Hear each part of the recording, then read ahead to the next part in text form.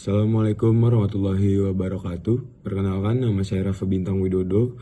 NIM saya 2109014140169. Mata kuliah perlengkapan kapal kelas D.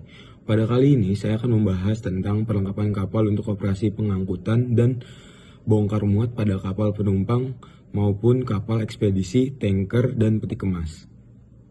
Pendahuluan, perlengkapan kapal berperan penting dalam efisien dan keselamatan operasi bongkar muat barang atau penumpang. Operasi pengangkutan kapal ekspedisi memerlukan perencanaan yang lengkap agar proses transportasi barang maupun penumpang berlangsung dengan aman, efisien, dan sesuai dengan standar nasional maupun standar internasional. Nah, yang pertama saya akan membahas perlengkapan bongkar muat pada kapal tanker. Kapal tanker itu mengangkut cairan seperti minyak, bahan kimia, ataupun gas. Yang pertama dari alat bongkar muat pada kapal tanker yaitu ada cargo pipeline, jalur pipa yang digunakan untuk memindahkan muatan cair seperti minyak, bahan kimia yang memindahkan secara aman di atas kapal. Yang kedua ada manifold. Manifold adalah titik penghubung utama antara di atas dek kapal yang menghubungkan cargo pipeline dengan pelabuhan. Yang ketiga, tank gouging system. Bertujuan untuk memastikan pengukuran cairan dalam tangki kapal aman serta memindahkan resiko tumpah atau kebocoran uap. Yang keempat, ada venting and vapor emission control. Bagian penting dalam sistem keselamatan, terutama pada kapal muatan minyak atau gas yang mudah terbakar. Tujuannya mengatur tekanan dalam tangki, mencegah overpressure. Yang kedua, saya akan membahas tentang perlengkapan bongkar muat pada kapal peti kemas.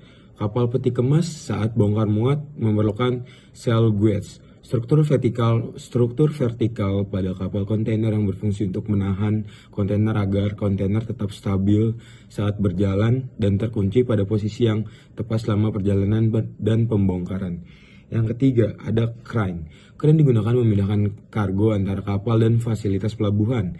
Crane sangat penting untuk kapal kargo sehingga kapal dapat melakukan self-loading and self-unloading.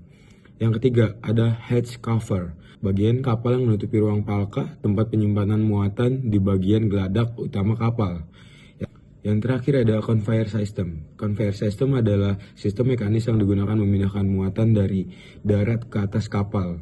Begitu juga sebaliknya, dipakai untuk muatan batu bara, biji-bijian, atau pasir.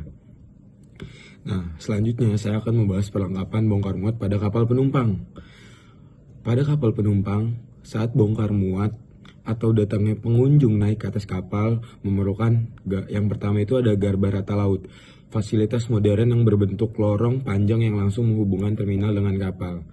Yang kedua ada rescue boat. Apa sih rescue boat? Rescue boat adalah kapal kecil dirancang untuk khusus penyelamatan penumpang dan awak kapal jika di kapal tersebut terjadi situasi darurat. Nah, yang terakhir ada gangway atau tangga kapal. Fasilitas gangway atau tangga kapal lebih fleksibel dibanding garba rata. Gangway dapat digunakan di seluruh dermaga, namun penumpang harus turun naik ke dermaga dahulu. Dan di sini saya akan perbandingan perlengkapan kapal tanker, kapal peti kemas, dan kapal penumpang. Dan di sini saya akan perbandingan perlengkapan kapal tanker, kapal peti kemas, dan kapal penumpang. Yang pertama kapal tanker. Kapal tanker mengangkut muatan cair atau gas, sehingga perlengkapan fokus pada penanganan cairan berbahaya dan keselamatan.